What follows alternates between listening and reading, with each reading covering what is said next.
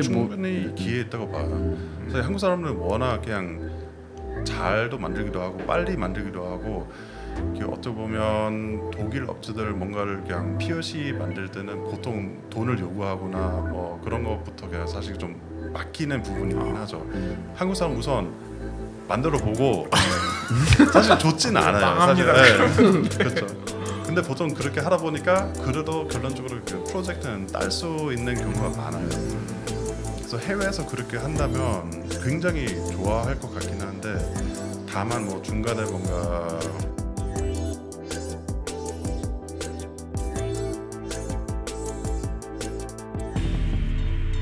지금 저희가 이제 한국 로봇 산업의 현황에 대해서 이제 강현석 대표님이랑 이야기를 많이 했는데 그 로버트 대표님이 보시기에는 이 로봇 산업의 현황에 대해서 한국의 로봇 산업의 현황에 대해서 조금 현실적이고 객관적으로 평가한다면은 어느 정도 단계에 좀 와 있다고 보시는지 궁금하고요.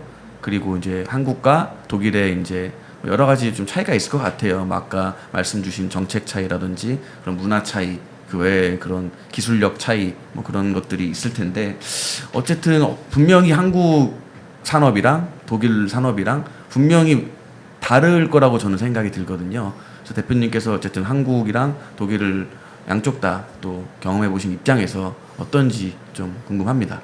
사실 외국인이 그냥 한국 산업재해서 평가한다면 욕 먹을 수밖에 없지 않을까 싶긴 한데 아니요. 사실 한국에서 잘하는 게 뭐냐면 그 SI를 굉장히 잘한다고 봐요. 그래서 굉장히 빠르고 굉장히 저렴하게 아니 저렴하다는 거 아니고 그냥 굉장히 저렴한 건 말고 저렴한 게 맞습니다.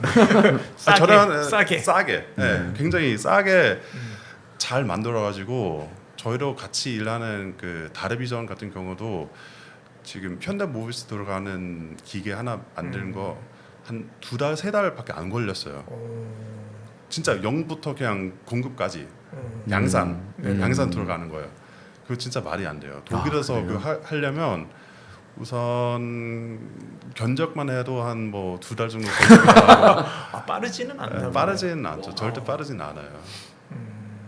대신 껌껌해요. 독일 사람들이 꼼꼼하다는 말씀이시죠. 옛날엔 껌껌했는데 요즘으로 사실 그렇게 껌껌하진 않아요. 조금만 바뀌고 있는 것 같아요. 요즘에도 뭐 워라벨 중요하니까 그래서 5시 되면 그냥 다들 집에 가니까 그래요? 네, 그렇죠. 그런 건 아직도 있어요. 야근할 수 있는 사실 그런 그 일을 하죠. 야근하면 저희 아버지 같은 경우는 옛날에 야근할 때는 원래 4시 퇴근일 때는 5시 퇴근하면 그럼 그 시간을 그냥 다 모아가지고 하루 정도 휴가 낼 수 있는 그 정도니까 시간당 다 쳐주니까 완전 탄력근무제네요. 밑으로부터 그렇게 하고. 저는 야근 안 시켜요. 자발적으로 하시니까 직원분들 자발적으로 하는 건 절대로 강요하지 않습니다. 저는. 이 건물 특성상 이제 야근을 하면 쪄죽기 때문에 그렇죠. 이 건물은 또 여름 되면은 나가야 돼요. 알아서 나가야 돼요. 에어컨이 꺼지기 때문에. 그게 약간 독일 로봇 산업의 어떤 좀 이런 게 좀 있을까요? 그런 부분들이 어떤.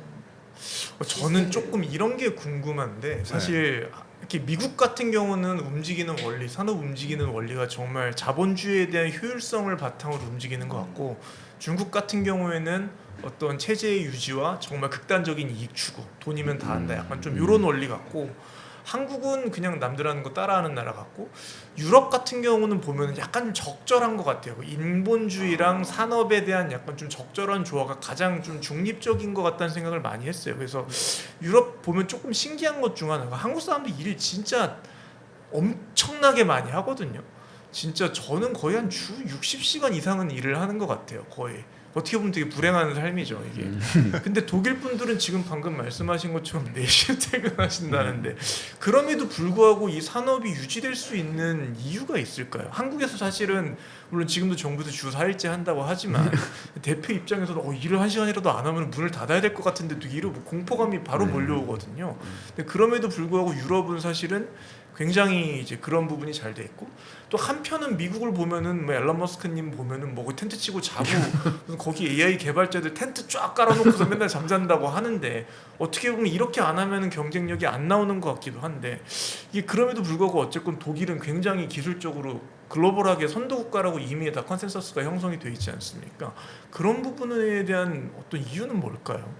사실 저도 지금 그냥 독일 보면 조금 불안한 사실 일을 너무 안 하니까 그래서 지금 사실 그냥 사람들이 오히려 좀 주도하는 건 뭐냐면 뭐 주 4일 정도 그냥 주 4일이면서 월급은 똑같이 그냥 받으려고 하는 건데 근데 그거는 모르겠어요. 그 효율성 그만큼 높일 수 있으면 그럼 가능할 수는 있지만 효율성 사실 그냥 그렇게 나올까는 고민스럽긴 해요. 한국에서 좀 싫은 얘기이긴 하지만 효율성은 사실 가끔 안 나올 때가 좀 있어요. 뭔가 프로세스라든지 뭐 그런 거 할 때는 사실 그냥 괜히 일하는 약간 그런 것도 많긴 한데 그런 거 사실 그냥 한국 사람은 그냥 효율성만 높이면 그럼 그 주 60시간 말고는 주 40시간도 가능하지 않을까 싶긴 한데 주 60시간 할 일을 주 30시간. 예. 저는 그 주 30시간에 끝낸다는 자세로 60시간을 일을 하고 있다 보니까 뭐 대표분들이 다 저는 그러실 거라고 생각을 하거든요. 그렇게 안 하면 안 될 것 같다는 압박이 너무 심하니까 스타트업 같은 네. 작은 회사 같은 경우는 그럴 수밖에 없는 스스로를 환경인 이제 것 같아요. 갈아넣는다고 네. 표현을 하는데 아니면 뒤처지기 때문에. 네, 어쩔 수 아니면 없죠. 너무 불안하니까 이 불안감 때문에 사실 그러고 싶어도 못 그러는 게 근데 사실 대표라면 그냥 그러니까 뭔가 그냥 하고 싶으니까 뭔가 그냥 그 이게 압박감보다 뭔가 그거 따라오는 약간 그런 이거는 또 하고 싶고 저거도 해보고 싶고 저도 뭐 영업도 뭐 누군가 만나야 되기도 하고 약간 그런 스스로 약간 그런 거 없으면 대표하지 못해요. 처음에는 그랬는데 제가 너무 변질된다 보니까 10년을 하다 보니 그렇구나. 그 부분이 너무 궁금했어요. 그리고 또 한 가지 궁금했던 거는 사실 미국 같은 경우는 지금 뭐 테슬라 같은 데서 주장하는 거는 무인화잖아요. 사실 네. 완전 무인화, 사람을 다 빼겠다, 이제 극단적으로 접근을 하는데 사실 유럽 같은 경우에는 어떻게 보면 협동 로봇의 이제 탄생지지 않습니까? 협동 로봇은 원래 DLR에서 제일 처음 만들었죠. 맞아요. 잘못 알고 계시지만 음. DLR이 정말 세계 최초로 연구 목적으로 개발을 한 게 첫 번째고 그걸 잘 상업화한 게 유니버셜 로봇인데 그 과정에서 쿠카가 많이 도와줬다고. 그게 사실 정설이죠. 이게 맞는 거죠. 맞아요. 팩트죠 이게. 네. 어쨌건 이제 어떻게 보면 협동 로봇이 독일에서 탄생된 거지 않습니까? 맞습니다. 이게 사실 맞는 팩트인데 이게 벌써 무인화라기보다는 벌써 콜라보레이션이라는 컨셉이 들어간다는 점도 굉장히 미국이랑은 좀 다른 것 같아요. 효율보다는 그래도 아까 대표님 말씀하신 공존을 좀 예, 택하려는 예, 예. 목적인지 아니면은 무인화가 안 될 것 같으니까 그냥 이쪽 컨셉으로 간 건지 이런 것도 조금 궁금하거든요. 사실 그 당시에는 사실 무인화하기는 좀 어렵다고 생각해서 그런지 사실 아직도 예를 들면 뭐그 피긴 할 때는 뭐 투명한 제품이라든지 그런 거는 사실 그냥 아니면 뭐 조금 그냥 뭐 부러지거나 뭐 약간 좀 약한 제품은 사실 사람을 해야 되는 거 같기도 하고 사실 그런 거 자동화 하려면 굉장히 어렵긴 한데 아니면 굉장히 정밀한 뭔가 체결이라든지 그런 거는 아직도 사람이 또 빠를 때가 있는데 비전이랑 뭔가 협동 로봇 접목하면 가능하지만 완전히 무인화하기는 아직도 그냥 지금 가고 있는 추세이긴 하죠. 그래서 그 중간 단계에서는 협동 로봇 필요했다고 생각해요. 그 추진을 뭐 하지는 않네. 지금 미국에서 주장하는 것처럼 무인화를 하겠습니다. 요런 태도는 아닌가요? 독일 같은 경우는? 독일에서는 사실 그냥 노동자가 되게 중요하게 생각하니까 그래서 폴크스와겐 같은 경우를 보면서 오히려 그냥 좋지는 제가 개인적으로 봤을 때는 좋지는 않긴 해요. 어느 정도 폴크스와겐은 사실 거기서도 지금 공장이 2개 그냥 다르려고 했는데 그러면서 사실 일을 할 거 없으면 닫는 거 맞아요. 그렇죠. 아까 전에 이제 로봇 그 휴머노이드에 대해서 네. 잠깐 말씀을 네. 주셨는데 제가 여기 이제 질문이 없던 내용이에요. AI 요즘에 또 많이 핫하잖아요. 네. 근데 그 독일의 소프트웨어 기술에 대해서 좀 궁금하긴 합니다. 독일 소프트웨어라고 하면 사실 나오는 건 뭐냐면 SAP 그 말고는 그 후에는 사실 딱히 뭔가 유명한 거는 없어요.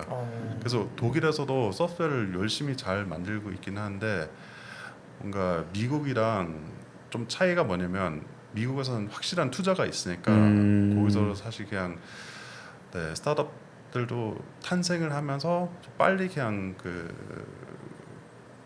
커질 수 있긴 한데 독일에서는 좀 천천히 뭐 프라운호퍼 연구소에서는 뭐 스핀오프 하면서 그 다음에 기술은 좋으면서도 약간 잘 알려져 있지 않은 업체를 있긴 해요.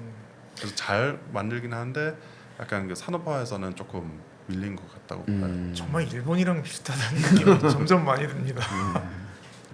저 한 가지 여기 없는데 궁금한 게 있는데 지금 되게 제조 쪽만 얘기를 했는데 혹시 서비스 로봇 서비스 자동화 같은 것도 독일에서 좀 이렇게 쓰이나요?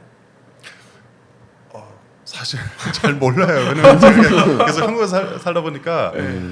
근데 독일 친구들이 한국에 놀러 오면 그 식당이나 그런 데서는 그 로봇을 보면 되게 신기하긴 해요. 독일은 그런 게 없나요, 오히려? 독일에서도 어느 정도는 지금 쓰긴 하는데 한국만큼 그렇게 많진 않아요. 근데 독일에서도 사실 그냥 사람을 구하는 거 되게 어려우니까 네, 그래서 쓸 수밖에 없긴 한데 좀 느린 거죠. 오히려 한국보다 네. 느리. 근데 한국 같은 경우에는 이제 보조금 정책이나 그런 것들이 많아서 사실은 쓰는 게 많거든요. 뭐 그렇죠. 그럼 얼마 안 하니까 안 비싸니까. 독일도 그런 정책들이 좀 활성화가 잘 되면은 좀 쓰지 않을까요? 그런 큰 그런 식당이나 레스토랑, 갑자기 호텔 같은 데서. 서빙하니까 그 옥토버 페스트 뮌헨 가서 거기서 맥주잔 그거 이제 하나에 1kg씩 이렇게 드는데 그런 거 로봇이 날라주고 하면 조금 약간 옥토버 페스트가 약간 좀 이렇게 반대입니다. 반대요. 이거 해야 되나요? 저 미는 사람으로서 진짜 반대입니다. 아날로그하게 가는 게 네, 맞아요. 아니 그냥 그 이쁜 아가씨가 와서 근데 뭐 이렇게 몸집 이런 이게 여성분들이 이렇게 맥주 주는 사람 그냥 이뻐요. 그래요? 네. 아니 뭐 저도 얼마 전에 저 스위스 취리히에서 이제 그 푸드 쪽으로 서빙하는 친구가 있는데 녹차를 이렇게 뭐 요즘 말차가 유행이래요. 그래서 말차를 해야 되는데 저보고 이렇게 뭐 로봇이 해줄 수 없냐고 인건비가 너무 비싸다고 하더라고요. 취리 쪽이. 근데 독일도 좀 비싼데 취리는 더 비싸다고 그렇죠. 엄청 하더라고요. 비싸죠. 그래서 진짜 비쌀 네, 거예요. 그래서 그런 로봇 도입을 해야 되는데 이쪽도 잘 몰라 하는 것 같아요. 스위스 쪽. 스위스가 분명히 뭐 ABU도 있고 그런 로봇 쪽 굉장히 많이 알 것 같은데 그런 이 푸드나 그런 쪽의 서비스 시장에서는 아직도 여전히 우리나라보다는 훨씬 더 적게 쓰이는 것 같습니다. 이게 들어보면 결국은 독일이든 스위스든 그 뭐 이제 유럽의 이제 그런 굉장히 코어 기술들이 강한 나라들은 확실히 부품이랑 플랫폼까지는 정말 센데 그러니까 SI가 안 되는 거네요. 어플리케이션이 확실히 좀 느리고 그러니까 제가 맨날 얘기했다시피 한국이 이거 잘한다고 맨날 했잖아요. 어플리케이션 잘한다고. 그럼 오히려 한국 SI 기업들이 그쪽으로 진출하면은 좀 성과를 낼 수 있지 않을까 싶어요. 그러니까 뭐 아까 말씀 주신 그런 전통적인 자동차 제조 산업 같은 경우에는 원래부터 발달이 잘 되어 있으니까 괜찮은데 새로운 이제 그렇죠. 자동화 쪽에서는 조금 보수적이라고 해야 되나요? 왜 도입을 안 하는 건지 사실 그 한국 업체를 해외 진출하면 되게 잘 할 것 같긴 한데 보통 뭐 마케팅이라든지 약간 영업에서는 좀 딸리긴 하죠. 그래서 연어가 안 돼서 그런가요? 그런 것도 있으면서 사실 그냥 그 독일 사람 뭔가를 구매하거나 하려면 영어로 하진 않고 그냥 독일어로 웹사이트 같은 것도 그냥 다 독일어로 돼 있어야 되기도 하고 독일 사람들도 사실 영어는 잘하지만 가능하다면 당연히 뭐 다 독일어로 서비스를 받고 싶은 거죠. 그러니까 이제 그 판매도 판매인데 한국이 제가 이제 옛날에 미국 좀 가려고 했을 때 한국에서 이제 쳐주는 그러니까 한국을 그래도 좀 봐주는 분야가 첫 번째가 뷰티, 뷰티. 두 번째가 컨텐츠. 그 다음에 컨텐츠는 이제 그 오징어 게임 같은 약간 그런 거. 그 다음에 하나 요새 좀 보기 시작하는 게 그쪽에서는 서비스라고 표현을 했는데 그게 제가 이해하기로는 솔루션이거든요. 사실 SI라는 것 자체는 본질적으로 저는 서비스업이라고 생각을 해요. 남들이 원하는 걸 내가 만들어줘서 이렇게 서비스를 해야 되지 않습니까? 내가 뭐 어떤 코어를 가지고 뭐 이제 뭐 부품을 만든다든지 하는 건 아니잖아요. 그런 쪽에서 이제 얘기를 들어봤더니 이제 대표님께서도 한국이 이거를 독일보다 좀 좀 뭐 잘한다라고 하긴 좀 뭐하지만 어쨌건 더 낮은 비용으로 더 빨리 만들 수 있다라고 그걸 장점이라고 얘기를 하셨기 때문에 역시 저는 옛날에 제가 주장했던 대로 한국 사람들은 이쪽을 해야 되는 게 맞는 것 같아요. 그러니까 우리가 국가적으로 봤을 때 뷰티 인정받았고 컨텐츠 인정받았으면 우리나라가 다음에 인정받을 수 있는 건 뭘까? 이제 그쪽 말고 좀 인더스트리 쪽으로도 뭔가 했으면 좋겠는데 어떻게 보면은 그런 서비스? 그러니까 테크니컬 서비스라고 해야 될지 약간 SI라고 표현해야 될지 모르겠는데 그런 게 어쩌면은 키가 될 수 있지 않을까 하는 생각이 갑자기 문득 들었어요. 네. 근데 충분히 기회 있다고 봐요. 그래서 한국 사람들은 워낙 그냥 잘도 만들기도 하고 빨리 만들기도 하고 어떻게 보면 독일 업체들 뭔가를 그냥 POC 만들 때는 보통 돈을 요구하거나 뭐 그런 것부터 그냥 사실 좀 막히는 부분이긴 하죠. 한국 사람 우선 만들어 보고 사실 좋지는 않아요. 망합니다. 사실. 네. 그렇죠. 근데 보통 그렇게 하다 보니까 그래도 결론적으로 그 프로젝트는 딸 수 있는 경우가 많아요. 그래서 해외에서 그렇게 한다면 굉장히 좋아할 것 같긴 한데 다만 뭐 중간에 뭔가 로컬라이제이션 하는 약간 그런 사람이 있으면 대표님 더 같은 수월. 분이 좀 필요하겠네요. 전 한국에 사니까 좀. 그럼 이게 그냥 질문인데 갑자기 비즈니스적으로 이제 네. 궁금해가지고 그런데 그러면은 방금 말씀하신 게 독일에서는 POC 한번 하려면 다 돈을 받았는데 한국 사람들이 이게 뭐 잘했다 잘못했다를 떠나서 이 사람들은 일단은 영업 달라고 자기 돈 태워서 하는 좀 그런 경향이 있잖아요. 네. 근데 이게 안 되면 어쨌건 손실을 보니까 회사는 이제 뭐 나락으로 갈 텐데 제가 그때 보여드렸던 그런 각종 SDR 솔루션을 이용을 하면은 사실 들어가는 비용이 굉장히 줄어들지 않습니까? 그렇죠. 이런 방법으로 그럼 이제 해외에다가 돈을 받지 않고 일종의 POC까지는 아니지만 그래도 고객이 이해할 수 있는 서비스를 제공한다면은 좀 괜찮지 않을까라는 생각이 문득 들었거든요. 맞습니다. 아, 굉장히 맞아요? 좋은 기회라고 생각합니다. 네, 그 마지막으로 저희 로버트 대표님께서 저희 하시고 싶은 말 있으시면 자유롭게 좀 해주시면 될 것 같습니다. 사실 아까 빼먹은 얘기가 뭐냐면 독일이 잘하는 이유 중에서 하나는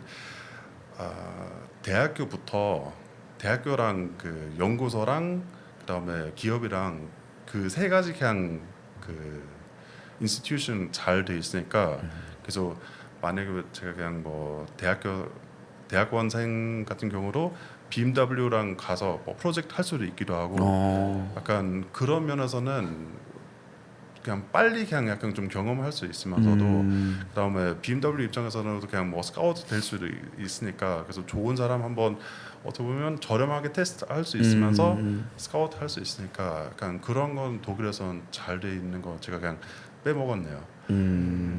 인턴십 같은 게 잘 돼 있다는 말씀이신 건가요? 인턴십이랑도 조금 다르긴 해요. 진짜 그 졸업 논문 하면서 약간 그런 프로젝트도 하기도 하고 아니면 기업들이 뭐 대학교한테 연락을 해서 저희 이런 프로젝트 있는데 뭐 추천하는 사람이 있으면 좀 추천해 달라고 하거나 그런 거 되게 기업 위주로 네. 많이 일어난다는 말씀이신 그리고 거죠? 그런 것도 잘 되는 게 뭐냐면 스타트업이랑 대기업이랑 그 일하는 것도 나름 잘 돼 있다고 봐요. 그래서 뭔가 스타트업에서 가지고 있는 기술은 뭐 대기업에서는 사실 한국 같은 경우는 네. 그 스타트업 그냥 사든지 아니면 네. 뭐 뺏어가든지 뺏어가든지 따라하든지 근데 네. 그런 거는 독일에서는 굳이는 뺏어 먹을 필요 없이 그냥 오히려 그냥 같이 협력식으로 그냥 하려고 하는 그런 경우가 뭐 많아요. 법적인 뭐 그런 게 있어서 그런 건 거. 아니고 그냥 정신 약간 종신형 받아요? 아닙니다. 약간 그냥 협력하는 약간 그런 정신이 있어서 네. 그냥 문화 자체가 조금 네, 잘 돼 협력- 있다는 네. 얘기네요. 그럼. 대기업이 독식하지 않는 문화라고 봐야 되나요? 좀 네. 같이 뭔가 서로 같이 함께 합시다 뭐 그런. 제 경험상으로 맞아요. 좀 공존하려고 하는 노력이 그래도 잘 돼 있다는 말씀이시네요. 네. 다 하려고 안 하고. 네, 오늘 저희 간만에 게스트 분 또 세 분이 저희가 세 명이서 이렇게 진행을 했는데 어떠셨습니까 혹시?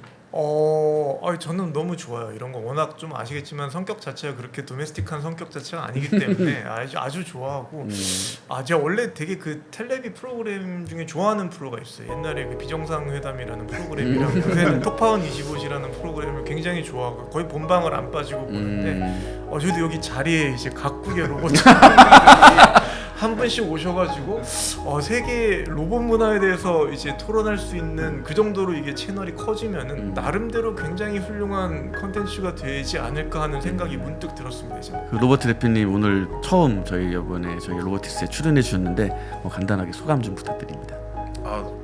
초대해 주셔서 너무 감사하고 아, 네. 사실 처음엔 조금 부담스럽긴 했는데 그러게 편안하게 해주셔서 너무 감사하기도 하고 다음에는 그 글로벌 친구를 좀 데리고 올게요. 아유, 재밌을 너무 것 좋죠. 같아요. 네. 너무 재밌을 것 같아요. 아니면 뭐 해외 가서 한번 거기서 뭐 저희 워크숍 한번. 해외 가서 촬영도 네. 기회가 되면은 할 수 있으면 좋. 네, 오늘 저희 이야기 함께 해주신 두 분 다시 한번 감사의 말씀을 드립니다. 저희가 이렇게 게스트 분들 다양하게 저희 모시고 있으니까 혹시 저희 로보티스트에 참여하고 싶은 의사가 있으시면은 저희한테 연락을 주시면 감사하겠습니다. 다음에는 더 유익한 주제로 찾아뵙겠습니다. 구독, 좋아요 부탁드리겠습니다. 감사합니다. 감사합니다.